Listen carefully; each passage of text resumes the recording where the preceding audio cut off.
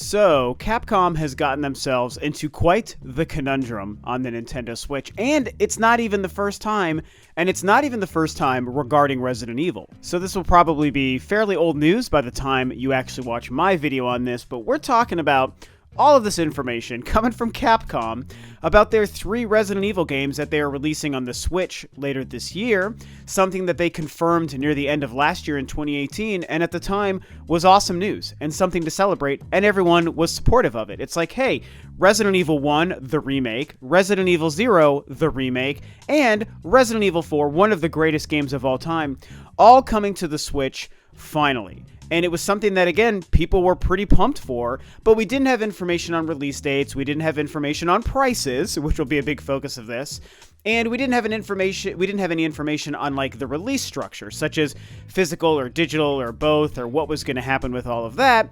And now, this week, we've finally gotten some of this info. And I gotta tell you, it's mostly disappointing news. Again, as I'm sure most of you guys even already know, before you even decided to click on this video. It seems like Capcom cannot seem to get Resident Evil right, at least when it comes to Nintendo, for the last, I don't know, decade, 15 years.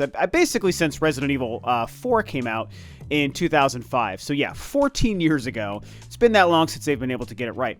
To be fair, I've enjoyed all of the mainline Resident Evil games. I'm even one of those weirdos that likes Resident Evil 5 and likes Resident Evil 6. They're not great, but they're fine. They're good. I got enjoyment out of them, and so I didn't outright hate them. Then, of course, they made Resident Evil 7, an absolutely fantastic triumph of a Resident Evil game. And then, most recently, the Resident Evil 2 remake, which is an even bigger triumph and an even better game than 7. So it's like Capcom does know how to still make great Resident Evil, which is the most important thing and a good sign, but they keep doing these weird, boffo, daft, nutty things when it comes to releasing Resident Evil games on the Nintendo Switch, and it's very frustrating, very annoying, especially because you can tell that they've realized, man, there is a market here, there is a great opportunity for our games to be successful, to make fans happy.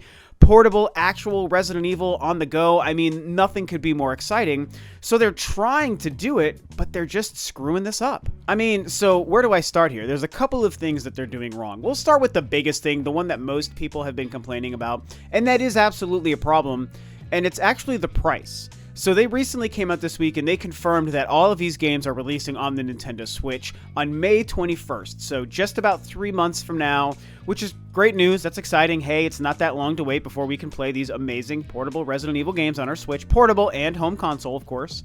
But then we started to realize the prices, which they didn't really put out there with their initial release and confirmation of this information.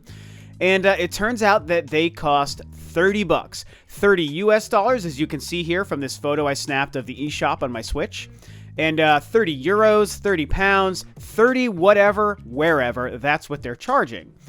And I mean, let's just be real, it's too much money. It's more than they should be, I should say, especially when you compare to prior releases. These games probably should have been $20. $19.99 seems like the ideal price. And this even goes a step further when you realize that one of the actually cool things they're doing, this was initially good news, is they're releasing Resident Evils 1 and 0 as a Resident Evil Origins collection on the Switch.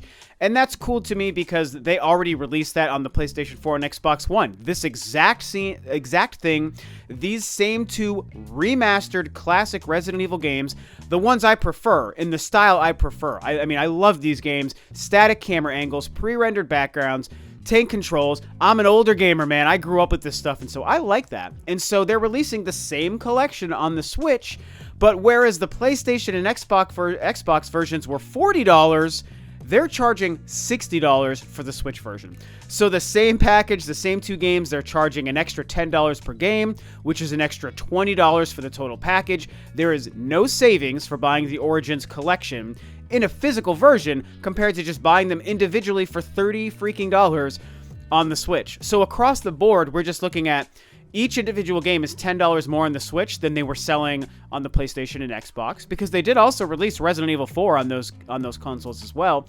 And so they're $10 more, the physical collection is $20 more, and it's just like, why would you do that? Obviously, we all pretty much know why it's happening, and unfortunately, it's this stupid Nintendo Switch tax, you know, quote-unquote Nintendo Switch tax, that seems to exist for some games and for some companies. And for Capcom, to be fair, it's kind of been a problem for them. And, you know, there is an argument or a conversation to be had about the fact that Nintendo chose to go with cartridge media, which in some ways can be really helpful, but in other ways can be really limiting. And in a situation where a game company maybe needs to use a larger size or a larger capacity cartridge, maybe Nintendo should be eating this cost so that game developers don't have to charge more to the consumer, because this is just the latest in a long line of examples of games where that extra cost is being passed down to the consumer, and it's a bad look.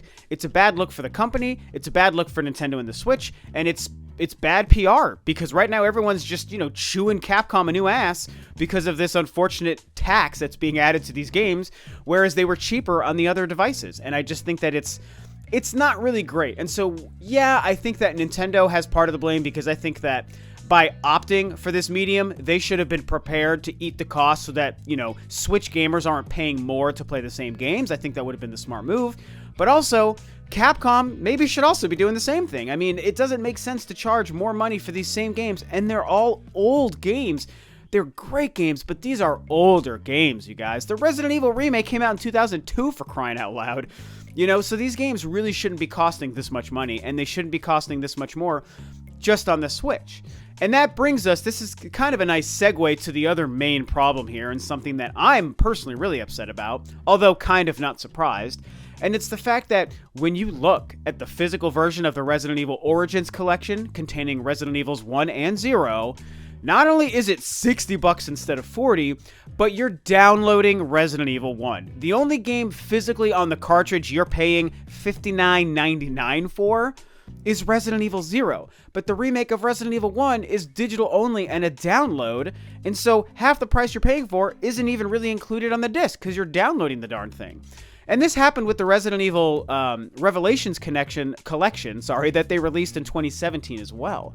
And to be fair, some other games and some other companies have done similar things, and it's bad kind of across the board, so Capcom isn't like alone in this. But it's just an extra kind of stank, an extra sting, salt in the wound, you should say, to what's going on here and all of these poor decisions and all this information that's taking what was once a great piece of news and a great announcement a couple of months ago and made it something kind of crappy. I mean, obviously something like this is happening simply because the size of the cartridge that Capcom chose to go with is so small that they couldn't fit both games on the cartridge. And that goes back to, is that Nintendo's fault? Is it Capcom's fault? Somebody should have been paying for a larger cartridge and not pass the extra price down to the consumer. I mean, that's just, to me, it's not even so much like, you know, I can or can't afford it, or people should be able to or should not be able to afford it. It's kind of just about the business. It's just like making the right business call and the right consumer focused, the right pro-consumer call, I think is what we're trying to see here. And we just haven't seen any evidence of that. And so, I don't know, man. I'm emotionally torn because I love all of these games. I'm a huge Resident Evil fan. I love literally all three of these. The remake, 4, Resident Evil 0. By the way, 4 doesn't even have a physical copy right now. And in the UK, there's no physical copy even of the Origins collection. So at least in North America, we get the one cartridge that has one of the 3 games on it, and then a download for another one. In the UK, they got nothing, man. These are all digital only. And so, I don't know. I want these games. I want to own them. I've bought them all a few times, and so it's like, does $30 a game, is that so bad?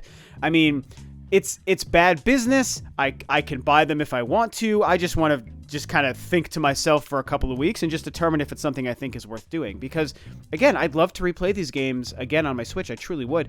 I have the Resident Evil Origins collection on my PS4, and I have my GameCube copy of the original remake. I don't think I have my 0 anymore on the GameCube. I used to. I don't know if I do, but anyway, I mean, I want to buy these games for like the 3rd, 4th, 5th time, but I don't really want to support this Nintendo Switch tax and this extra money and these downloadable only games. Like, I want all 3 of these games to be physical releases with boxes and for the right price. That would be ideal.